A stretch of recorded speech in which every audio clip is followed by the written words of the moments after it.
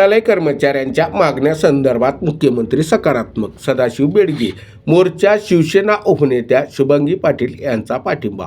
महाराष्ट्र राज्य सार्वजनिक ग्रंथालय कर्मचारी विकास परिषदेचे अध्यक्ष सदाशिव बेडगे यांनी 11 डिसेंबरला मोर्चात सहभागी होण्यासाठी, या ऐतिहासिक इतिहासाचे साक्षीदार होण्यासाठी महाराष्ट्रातील ग्रंथालय कर्मचारी यांना दिलेल्या हाकेला 3000 पेक्षा जास्त संख्येने सहभागी झाले होते.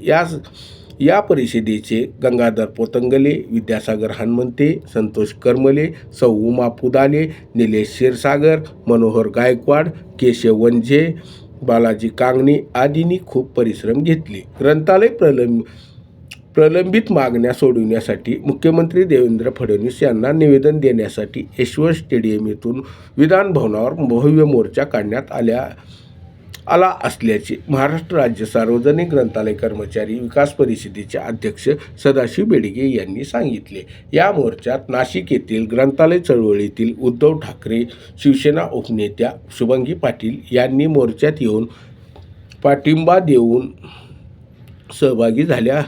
यावेळी त्यांनी ग्रंथालय कर्मचारी यांचे प्रलंबित प्रश्न मार्गी लावण्यासाठी मुख्यमंत्री देवेंद्र फडणवीस यांच्याकडे पाठपुरावा करणार असल्याचे सांगितले. आमच्या मागण्यासंदर्भात मागण्यांचे निवेदन कुणाला द्यायचे आहे हे प्रशासनातील अधिकारी यांनी विचारले असता मुख्यमंत्री देवेंद्र फडणवीस यांनाच निवेदन देण्यात येईल असे सांगितले. त्यानंतर मुख्यमंत्री देवेंद्र फडणवीस यांनी उच्च व तंत्रशिक्षण मंत्री चंद्रकांतदादा पाटील यांच्याशी चर्चा केल्यानंतर आम्हाला निरोप आला की आपण नामदार चंद्रकांतदादा पाटील यांना निवेदन देण्यास तयार आहात का?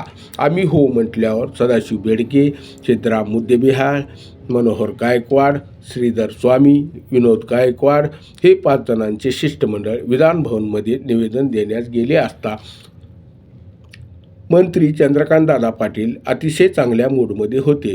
त्यावेळी त्यांनी सांगितले की आपले निवेदन शासनास अगोदर पोहोचल्यामुळे मुख्यमंत्री देवेंद्र फडणवीस यांनी आपल्या मागण्यासंदर्भात सकारात्मक आहेत.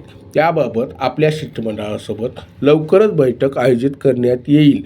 40% अनुदान वाढ, दर्जा बदल लवकरच आदेश काढण्यात येतील असे सांगितले असल्याचे सदाशिव बेडगे यांनी मोर्चातील उपस्थितांना सांगितले.